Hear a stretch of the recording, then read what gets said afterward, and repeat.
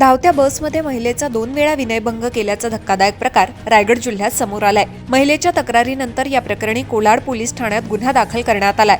या प्रकरणाचा पुढील तपास पोलीस करत आहेत।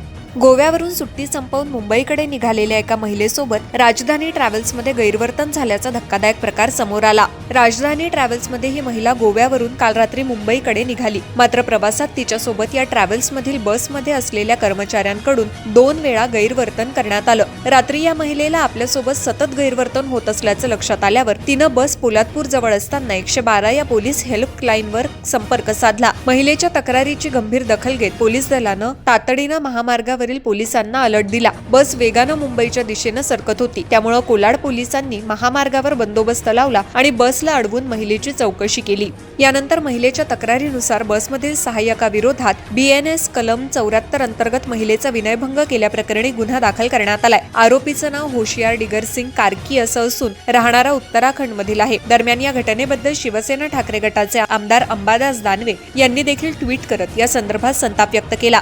महिला छत्रपती संभाजीनगरमधील असल्याची माहिती समोर आली आहे। या घटनेमुळे रात्रीच्या वेळी खासगी बसेसमधून प्रवास करणाऱ्या महिलांच्या सुरक्षेचा मुद्दा प्रकर्षानं समोर आलाय। दरम्यान पोलिसांनी आरोपीला ताब्यात घेतलं असून पुढील कारवाई सुरू असल्याची माहिती सहाय्यक पोलीस निरीक्षक भारत फोरने यांनी दिली। दरम्यान नागरिकांनी आपत्कालीन परिस्थितीत 112 क्रमांकावर तातडीनं संपर्क साधण्याचं आवाहन रायगड पोलिसांनी केलंय।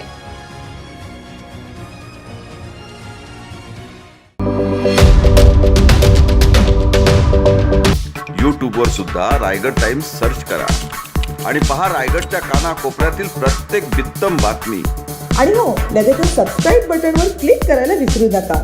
रायगड टाइम्स, आपलं चॅनल, आपला आवाज।